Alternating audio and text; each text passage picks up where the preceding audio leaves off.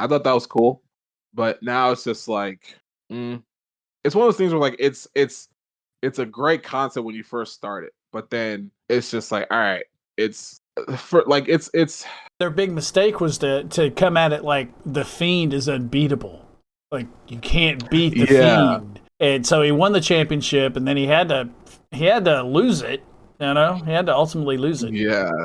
You can't live up to that anymore because there's gonna be a time where you're gonna lose it. Yeah. So that fizzled him out like pretty Hmm. quick. But then they did this thing at WrestleMania where he was still the burnt Fiend, and then he comes walking down this hallway of healing of some sort, and then they do this effect where he turns back into old Fiend. His costume's a little bit different.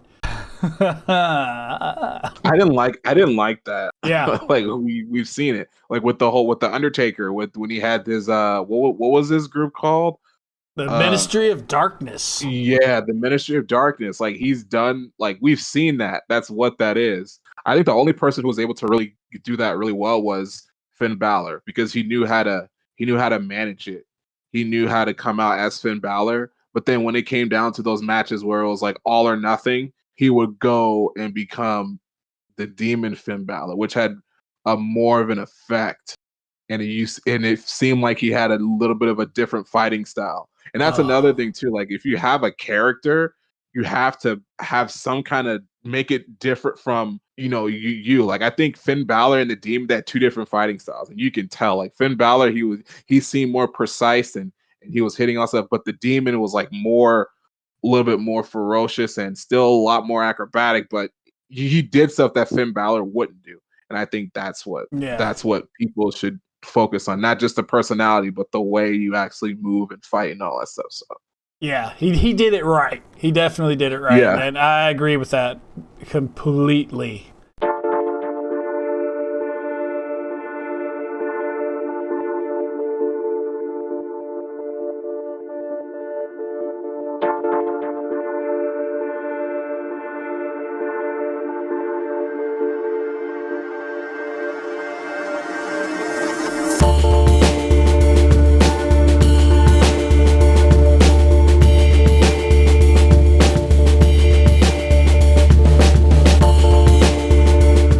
Welcome to the first and possibly not the last episode of 2EpicNerds. I am the Mad Gamer AwakenbakoN, along with. I am Kotetsu Tokai. You can just call me Kotetsu. It's cool we're doing this. So it's nice to have our own little corner of this podcast world where we can just talk about stuff. But we're here to talk about several things. We have an agenda. We have an agenda. 2EpicNerds talk about 3 different topics. We will talk about them. We will discuss them. We'll possibly debate them. And then we will see where that goes. Today's topics are.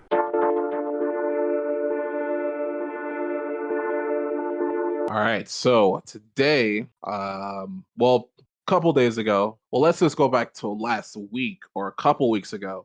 Sony announced that they are going to be shutting down their PS3 and PS Vita stores, which kind of sent people into a scramble.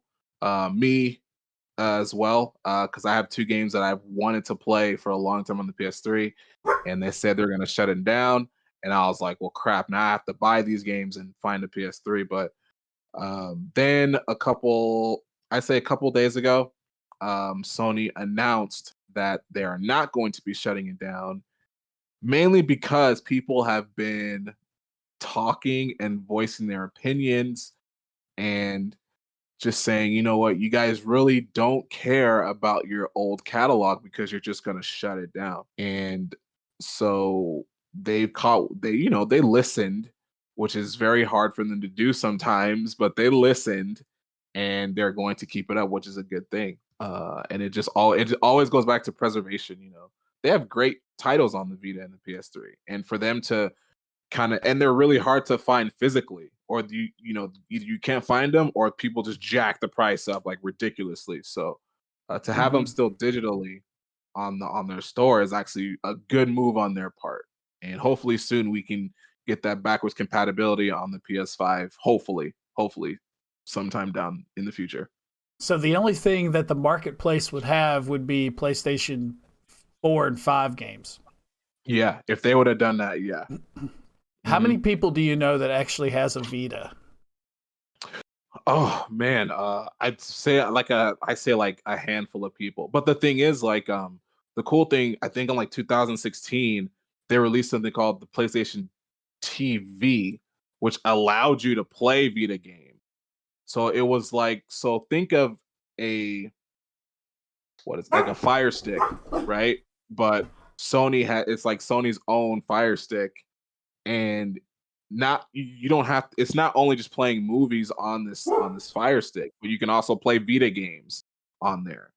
So I'm sure there's a handful of people who don't have Vitas but have a PlayStation TV so that you can play Vita games on your TV. PlayStation TV. I've never heard of that in my life. This is news to me. It's something that it wasn't advertised as big as everything else. Like they kind of just said, "Hey, we have a new, instead of, if you don't have a PS3 or PS4 or you can afford one, we have PlayStation TV, which allows you to, you can still download movies that we have on our side and TV shows and stuff, and you can also play Vita games on here as well on your TV." So I was working at Toys R Us and someone told me, and I was like, "That's actually really cool." And I wanted to buy one, but I never end up buying one. So you actually downloaded the games. Yeah.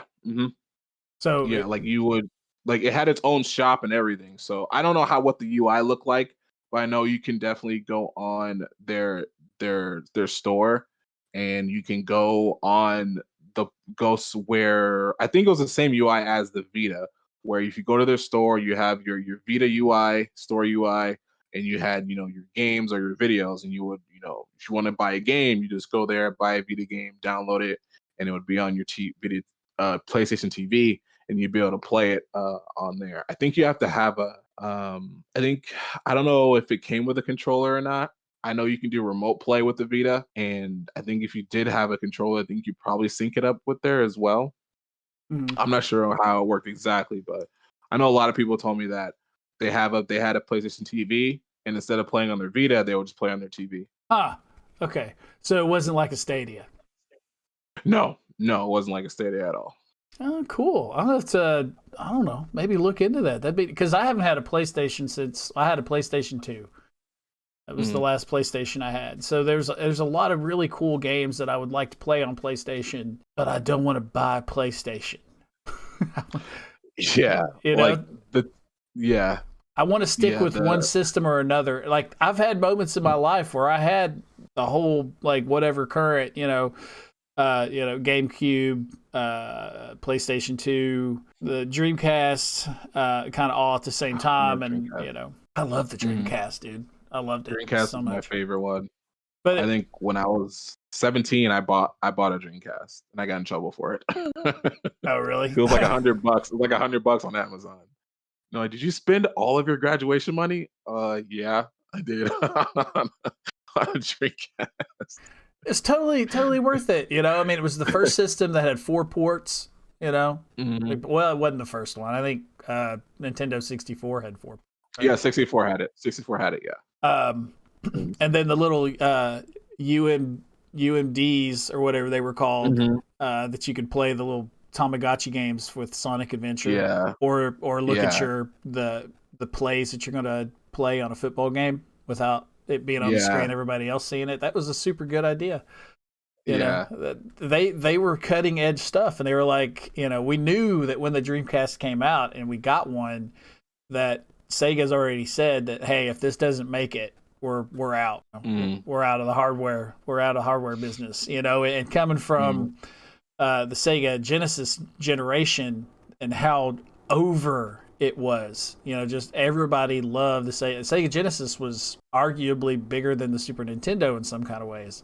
And, it was sad to see them decline, especially with the Saturn, because nobody had a Saturn. Like that just, sorry, that just wasn't a thing. But it, like you were saying earlier, it is about game preservation, which is important. I think that's why a lot of people are buying old hardware and current hardware instead of going digital, because sooner or later a digital store, kind of like what Sony's was wanting to do, was to shut those, you know, from 3 back down, you know, then what happens to those games? Well, they're probably somewhere, but they're not going to be playable or findable by us. You know, somebody found a game on PlayStation 2 that I actually owned. I'm trying to think of what it was called. It was like a Japanese horror game. And I don't know why, but wherever they were, they wanted $600. Wow. For this PlayStation 2 game.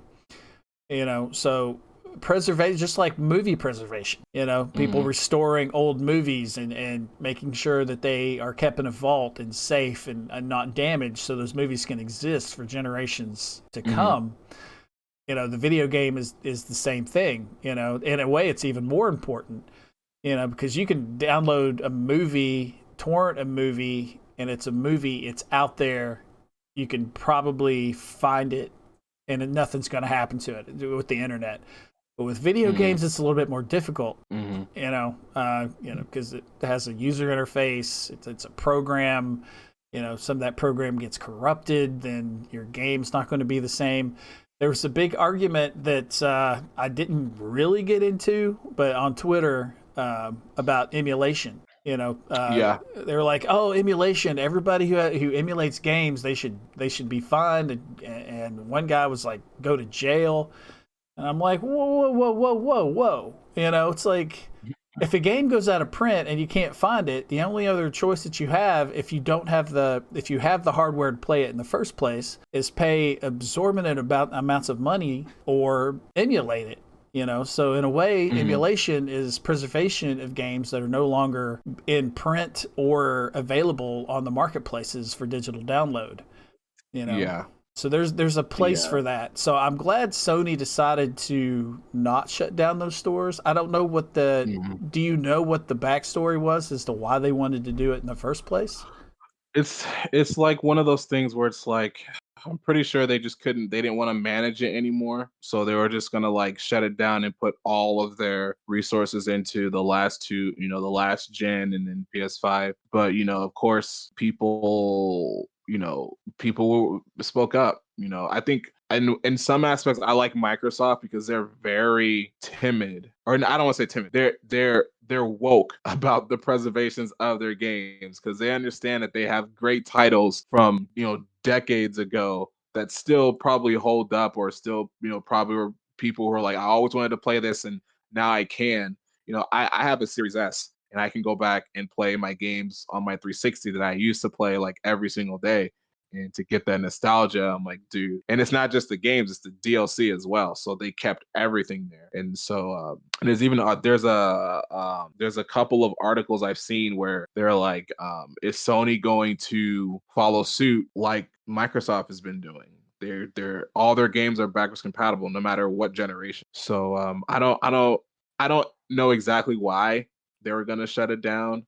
I want to assume that they were just wanted to focus their resources on the next gen and not have that extra, you know, the extra server there taking up whatever. You know, a lot of people spoke out and said, you guys are doing something like you guys will be erasing a part of video game history that some of us still enjoy or some of us never got a chance to experience. You guys do that, you know, it's a horrible thing. So I'm sure they realizing like, all right, we're going to keep it open. I don't know if they're going to say we're going to keep it open for a little bit longer or they're just going to keep it open altogether. You know, all they said was they're not going to shut it down. They're going to keep it open. Oh, that's good, because there's a whole generation of people, you know, way younger than us that find these games from the 90s, even late 80s, and they're like, hey, this is fun, and they like to play it, you know. So that's what brought back this whole modern retro generation, you know. There's publishers and developers out there that specialize in making what looks like 8 and 16-bit, but mostly 8-bit games that are made now. They just play really well, you know, and I'm super excited about those. It's an interest of mine. So, and that's really cool. That's really cool. I'm glad they're keeping it open and they're not being Sony about it. Yeah, same. Can you go back on with your Series X and play original Xbox games? Do they have? There's a couple. There's a couple, and not all of them. I think they have like a handful of games. Probably their more popular titles. Not all of them. Like I saw Ninja Gaiden on that list. I was Ninja Gaiden Black was on that list. Good game. I think another one was what was it called? It's called like Frenzy something. Fusion Frenzy. Fusion Frenzy. Yes, that's on. I saw that there. Halo maybe the first Halo most likely, but you know they already remastered it and stuff. But yeah, there's like a small like probably like 5 games you can play on the Series S, but from 360 it's like the whole entire library that they have digitally, because if you remember they didn't start doing that until like 2011 2013 or 2012 2013 when they are actually started uploading their games onto their service. You can buy them, so because they don't have all of their games on there because they didn't start doing that until like 2012 2013. So every game that's been up since then you can download, but not all the ones previous. And I'm pretty sure they did put some of the other older games out there, but I think the ones when they first started uploading them, they're there. Yeah, that's great. That's cool. Yeah, the marketplace. I remembered Fusion Frenzy because the marketplace on Xbox One has and always has Fusion Frenzy on the marketplace. You know, they're kind of like Netflix, how they cycle through games, take some of them off, but there's some of the games that they'll just keep on there. And Fusion Frenzy, and I did play it not too long ago.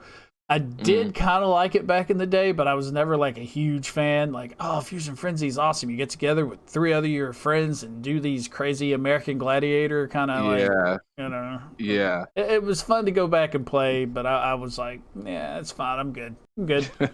Done. I know I showed you this. Oh yeah. I saw that. Yeah, 25 spot from a thrift store. I've already got some games ordered. You know, nice. I don't have the money or the resources to be like, okay, I'm going to have the bookshelves full of the old hardware. But yeah, I'm not going to be that way. But it's cool that I already have a Gen 1 Sega Genesis that I still have. It's upstairs. I got I got Sonic Spinball and Booger Man. Those are the only 2 games. And then I did pick up a 250 cart, one of those games that have 250 games on it, and yeah, I pull it out every once in a while. But I went and I bought shitty controllers, just not good controllers. Yeah. But when I bought this, I got to get NES and SNES controllers, but they came with some really good third-party Sega Genesis controllers. Okay. Yeah. You know, so that's awesome. All right, let's move on.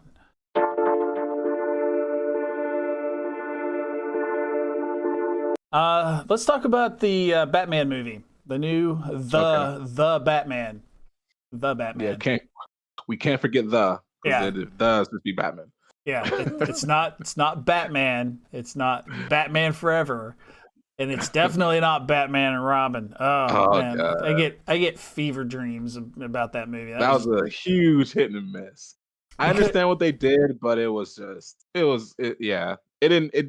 didn't. Batman and Robin didn't have that same dark feel that Batman Forever did. It didn't.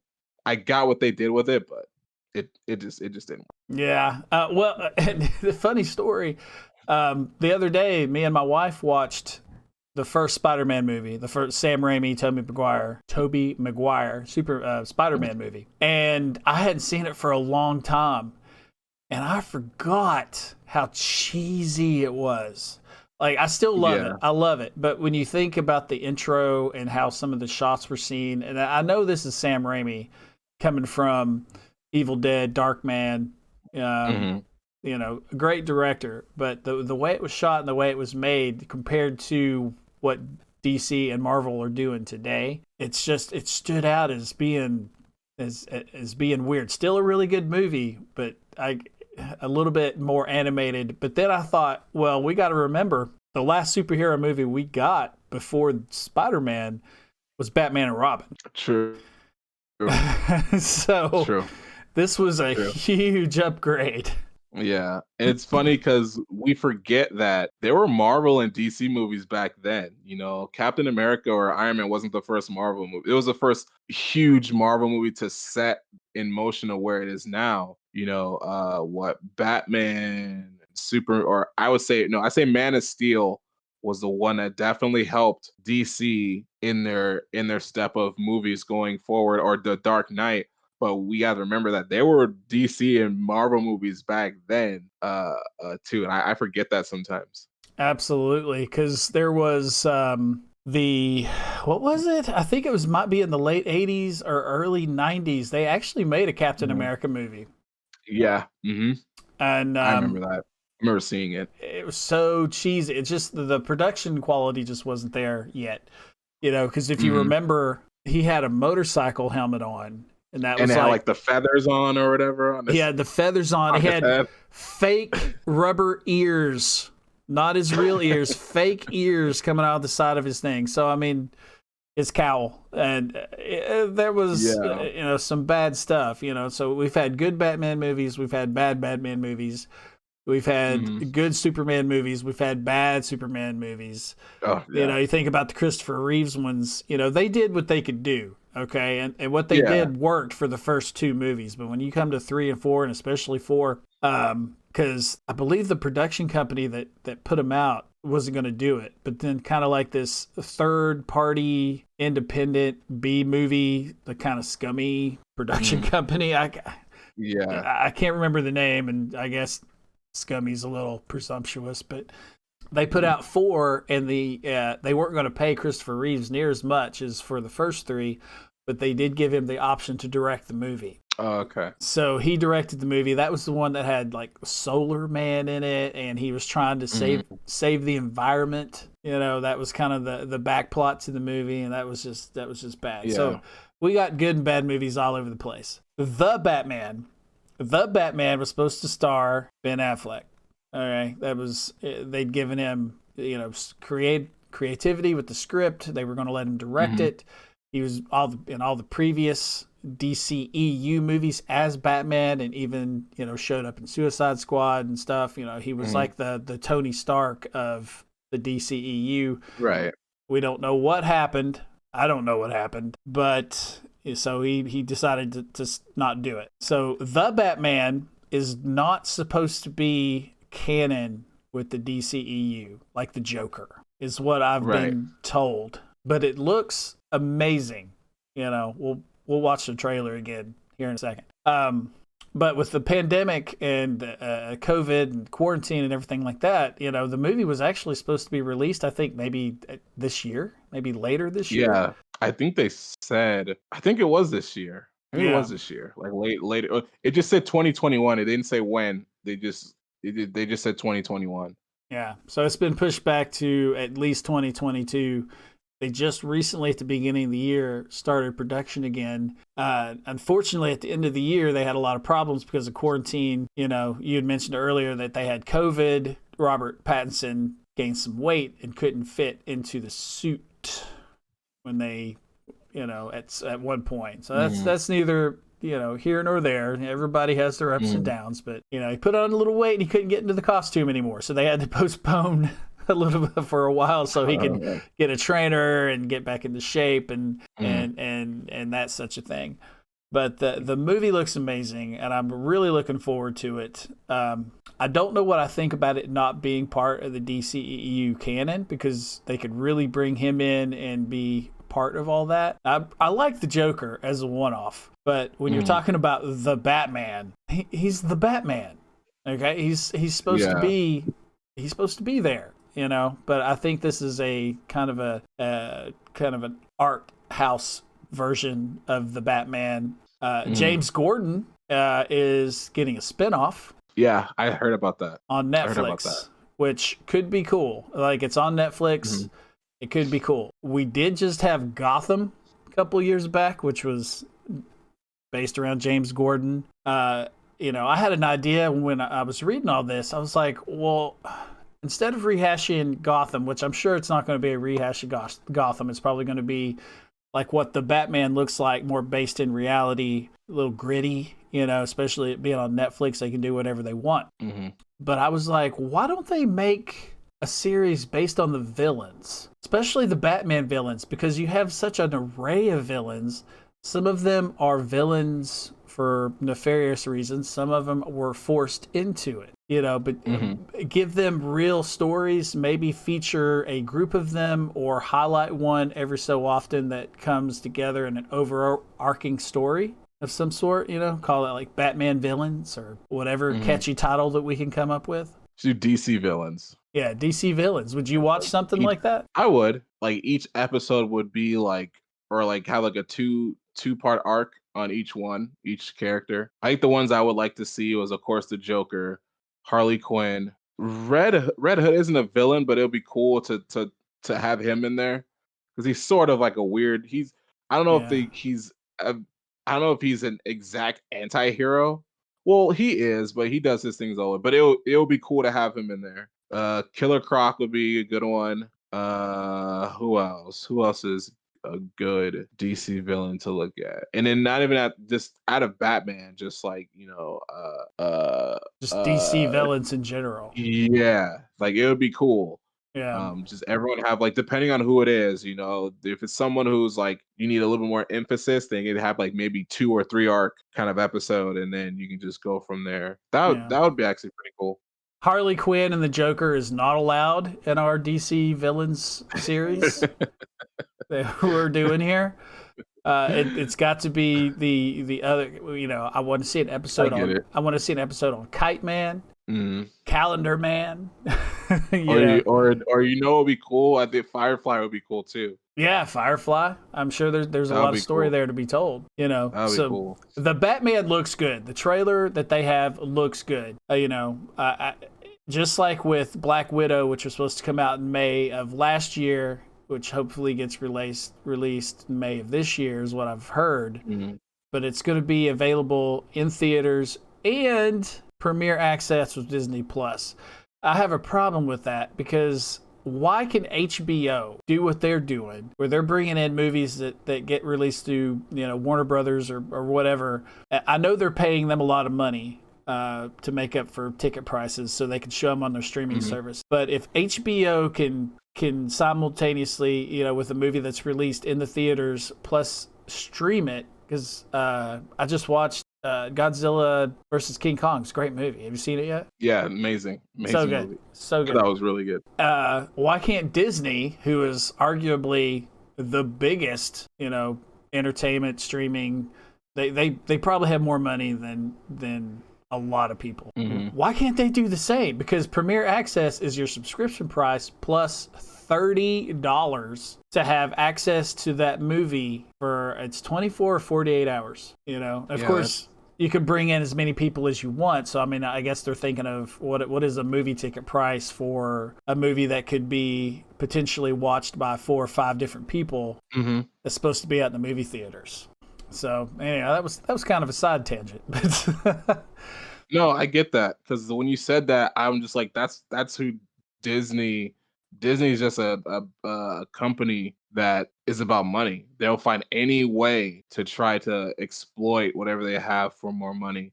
And if they would really think about it, if you were to release a heavy hitting movie, like they have a new Marvel movie coming out. I keep forgetting the name. I know.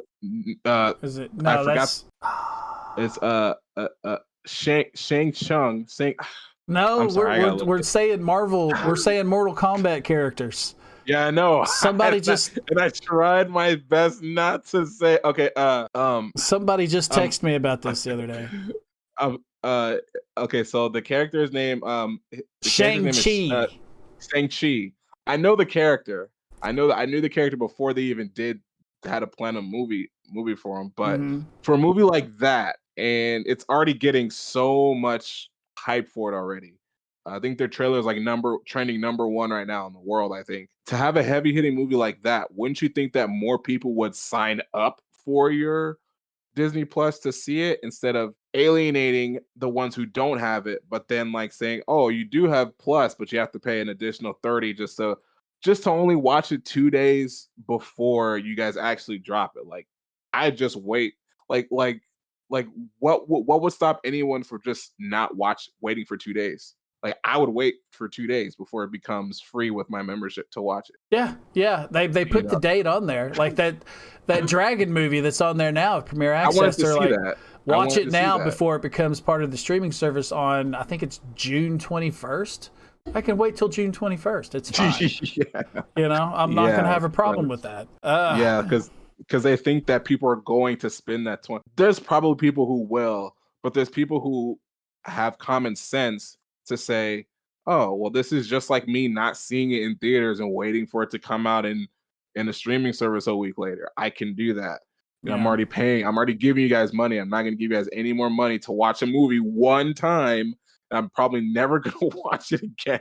So Right. that doesn't make sense. And a lot of people probably learned their lesson from Mulan, the live action Mulan, because that Oh was yeah, Premier Access for a while, and that movie was hot garbage. Yeah, yeah. it I just heard it was bad. it I heard it wasn't. was bad. It wasn't. You can watch it now. It's on there if you want to check it out. It's for no Oh man. additional charge. You can check it out. Uh, But anyway, The Batman comes out 2022, maybe. yeah. It looks good.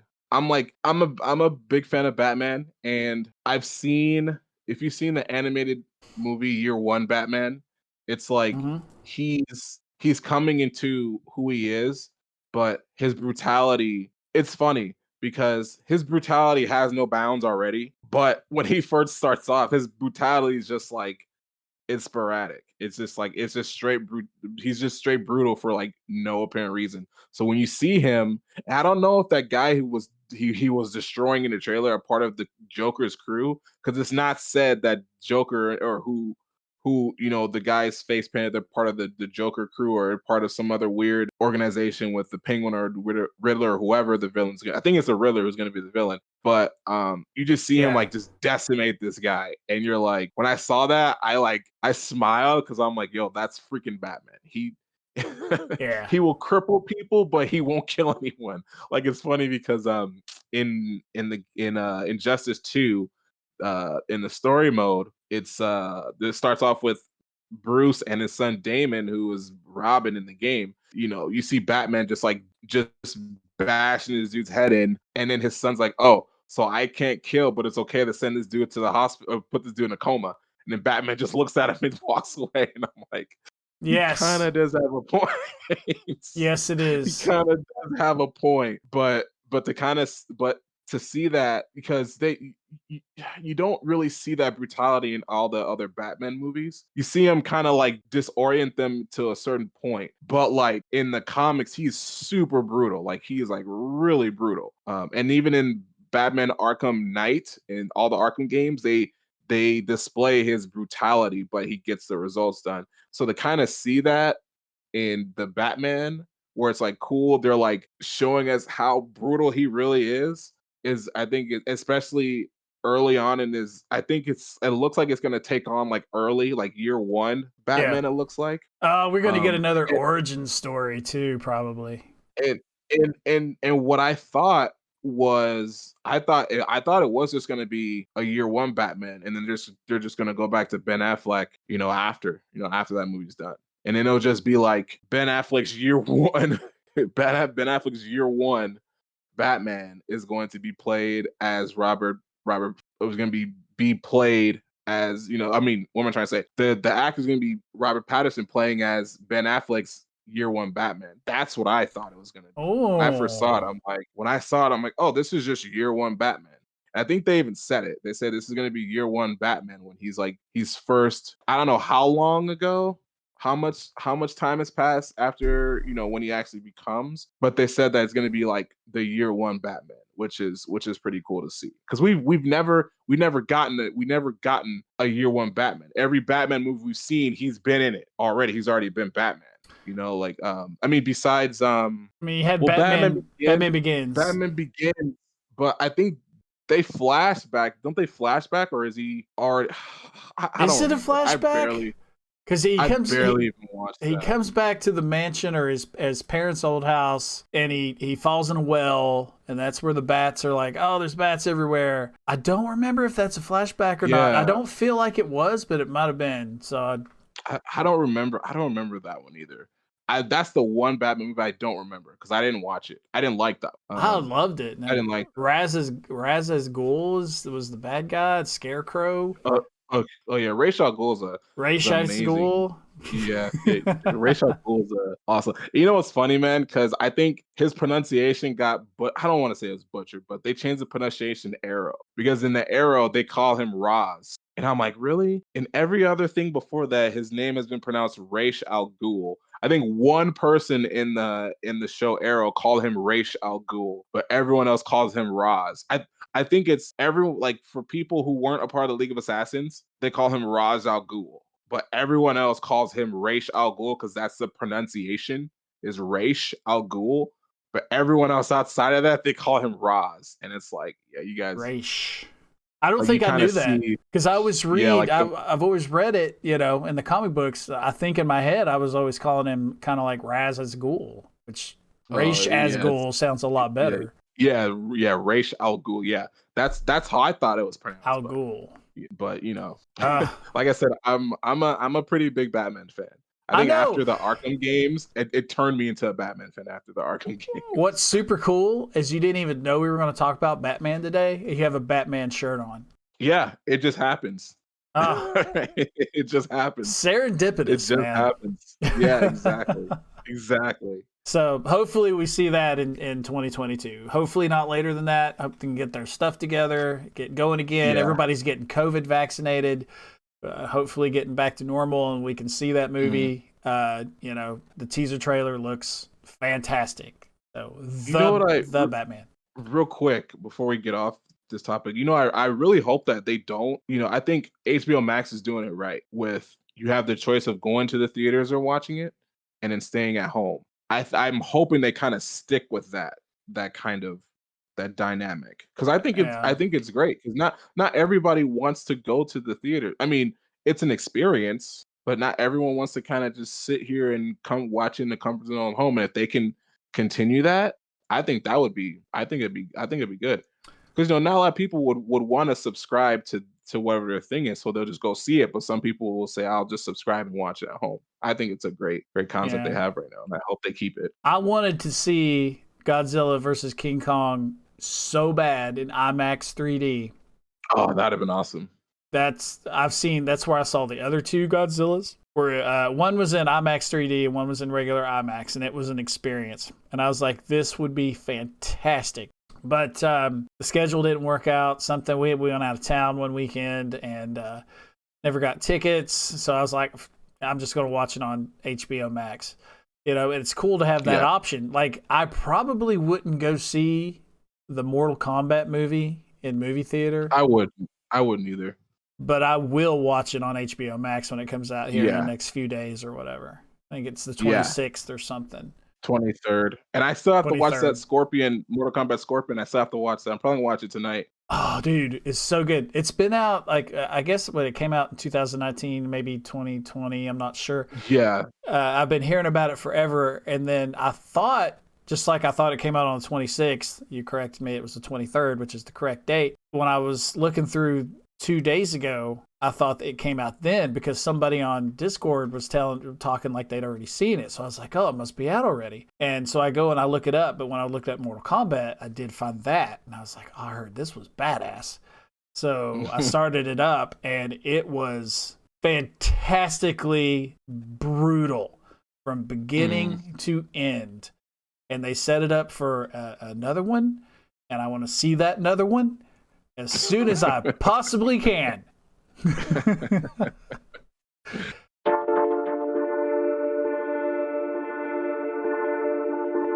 Uh, What do you think about James Gunn, Kotetsu?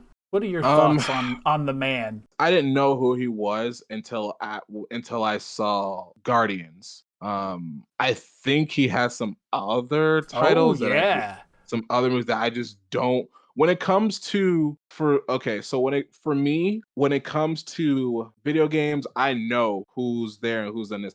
When it comes to movies, my extent of knowledge is to actors and maybe some directors. I don't go into it as much as, seeing who directed every movie and following that person.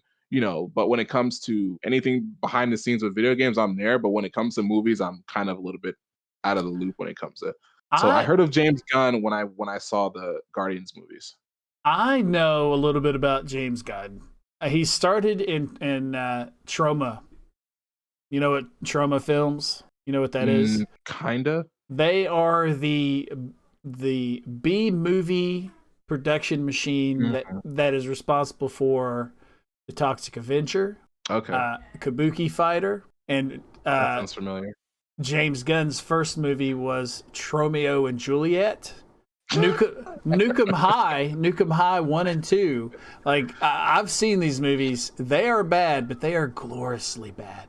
Like, you love to watch them because they know what they are, and so James Gunn came from that. Previous to Guardians, the two big movies that he is and should be known for was a movie called Slither. Okay, I heard of with that. Nathan That's right. Nathan Fillion was starring that. Michael, what's his face? That's in all his movies that played Yondu. What's it? Michael Rooker. Okay. Okay, yeah. I know it. who Michael Rooker is. And so it was those two, and then several other people. It was a gross out horror. It was a body horror movie, but it was also a comedy. So there was a lot going on there. I love that movie. I have it on DVD. I would watch it right now. If I wasn't doing anything else, I would watch it. I loved that movie so much. It's like some people, and we'll go with some people like to watch dramas because it makes them feel something, right? Some people watch action movies because it makes them feel something. Horror movies, especially a good kind of a gross out horror movie, makes me feel something. I don't know what that says about me, but Peter Jackson's. Okay. What were you going to say? Okay. No, because I know people who watch horror movies for that. My mom, one time, she was watching Cliffhanger, and I remember I was upstairs when we were living. I was upstairs. She was like, "David, come downstairs." I'm like, what's going on?" And she's like, "Watch this." And it was like a scene where Sylvester Stallone threw this guy into like this pipe or something. He just gets stuck. And I'm like, "Really? You called me down there, so you wanted me to see that?" She's like, "Yeah, it's crazy, huh?" And I'm like, "I'm going back upstairs." When I was a wee little kid, I watched Jeff Goldblum's The Fly. Oh, I remember that movie. Let's see, what else? There was a few others that just kind of groomed me to become the person that I am today. So, okay, Slither is one movie. Another movie that James Gunn has done that is worth watching, and you'd probably like it. It's called Super. I've seen it. I think I've seen that. You have seen that one? I think I've seen that. Rainn Wilson and what's her face? Ellie. I think she changed her name to like Alan now because. Oh yes. I've seen. I've seen it. I don't remember it. Yeah, her is Elliot. She changed it to Elliot Page. Elliot. Okay. Yeah. Ellie Page. Great movie. Not so much on the humorous side. There's a little humor in it, but it's dark humor, and it's all about him trying to become a superhero, and it's going completely bad. Love it. Love that movie too. I've only seen it once, but I'd watch it again if I could. So then after that, there was a lull, and then he got into the Guardians of the Galaxy. He starts making Guardians of the Galaxy 1. It's so different from anything else that the Marvel Universe has put out that thus far at that point.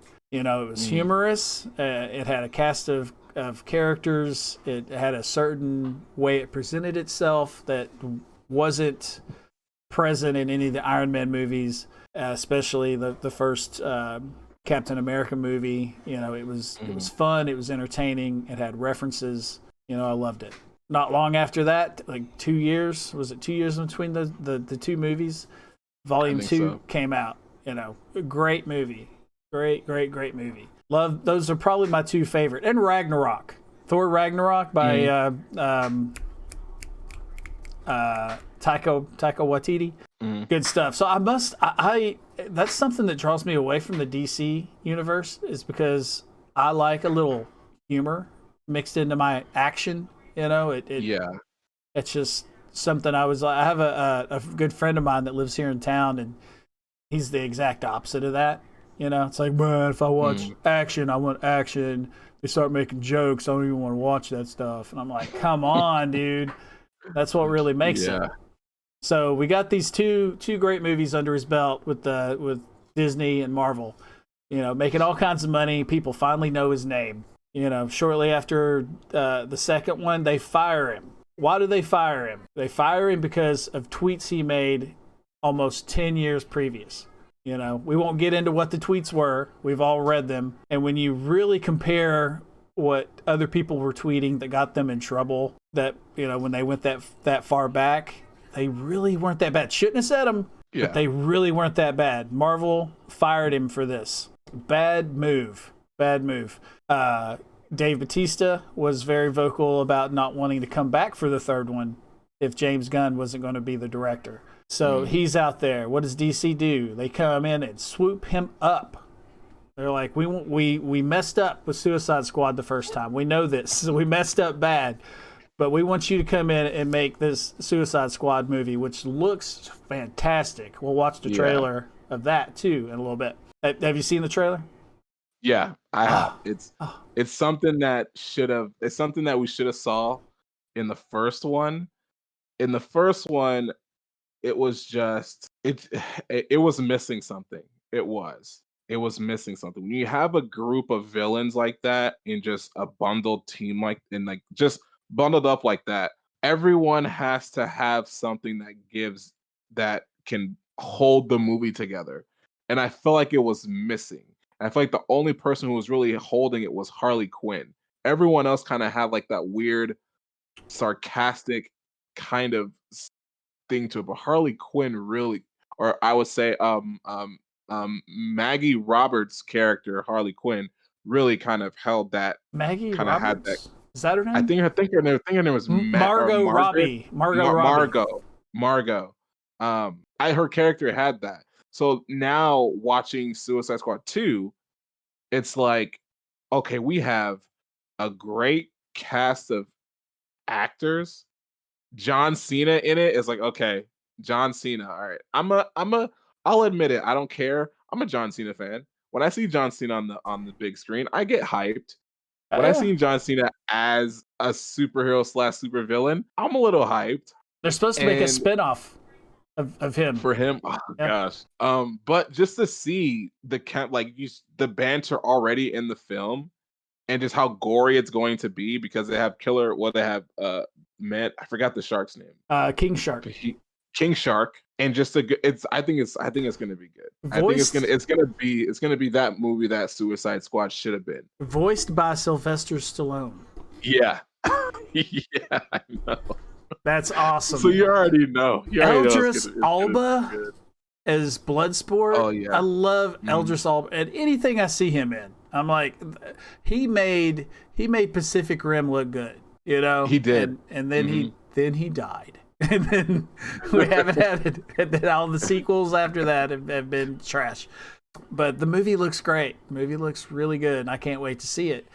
You know, Marvel realizing they made a mistake is like, okay, can you come back and make this third Guardians of the Galaxy movie for us? That'd be super cool. Thanks. We'll give you a whole lot of money. You know, and he's like, well, I got to make this movie first.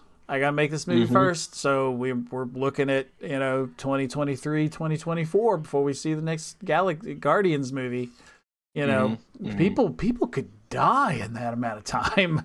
Like you're talking actors and stuff like that. But life goes on, and hopefully we'll get it, and it'll be good, because he just has this certain style, that he's developed and made his own. And I super dig it. And I'm gonna like the Suicide Squad movie, and I feel like my life has become just me waiting for the next Marvel or DC movie to come out. It's like 5 years go by. How many DC Marvel movies can we get in that amount of time? You know? Yeah. I get that. I get that. But we love you, James Gunn. We do. I do. Kotetsu he likes you. You know, we all Yeah. we all like you, but I love you. Okay, I want to see nothing but good things for you in the future. Oh, that was my I couldn't wait to talk about James Gunn. Couldn't wait. I think it was a smart move that Marvel didn't go with another director, because it could have went so many ways. You know, like Guardians of the Galaxy 1 and 2 were great. Like you said, the style that was there is what made the movie great. Those movies great. And for them to say, we're going to get another director and see if we do this, it would have changed the dynamic of that movie altogether if they would have gone with another director to try to imitate what James Gunn did. Yeah. It would have destroyed the entire dynamic. The only thing they could have come close to is maybe bring in Taika Waititi to take over for that. Mm-hmm. And I don't think it still wouldn't have been the same movie. You know, I do like what he's done. You know, What We Do in the Dark is a great movie. It's about I've heard of that. It's about vampires. It's like a vampire mockumentary, you know, where they talk about what they do when they're not out, like bloodsucking and stuff. It's really cool. And there's a couple movies I'm forgetting, but he's a really good actor. But I don't think, you know, he just couldn't match it. He would try to reach that level of subtle silliness that's in the Guardians of the Galaxy movie, and he'd probably overstep that a little bit. Yeah, and make it something else. So we don't. Yeah, we didn't want that. Okay, so. We just got to wait for it. We got to wait for it. And Suicide Squad is another movie that's going to be released in theaters and HBO Max at the same time. So I'm super excited about that. You know, one way or another, I'm going to watch it immediately.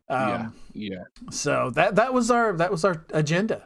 That was our topics. It was fun. You know, it was cool. We don't feel pressured to have to say, okay, we got to stop talking about this soon. Right. Because we got 3 other people who would need to get their 2 cents in. Yeah, and we have our specific 3 topics. I like this idea. Yep, exactly. Exactly. Do you have any final thoughts that we want to get out there? Man, this is episode 1. Hopefully, there will be many more, and be many more awesome ones. Yeah. I'm excited for it. I'm glad that you considered me to be a part of this, and I am just looking forward to the future of this. So it's going to be really fun. Awesome. Thank you. We're going to try to do this twice a month. So a bi-weekly show, 2EpicNerds. There's a story behind the name. We'll get into that later, but there is. It was one of my viewers on my streams, because you were on there and we were talking. Oh, yeah. And I was kind of talking about how well we talk on the other show, and he just put in the chat, he was like, Epic Nerds. Yeah, I like that. So we are planning on doing this every other week for the foreseeable future. We will have 3 topics, 3 discussions, possibly a debate against and with 2 epic nerds. Exactly. So we will see you guys next time in probably about 2 weeks' time. Yes. Take care. You guys have a good night.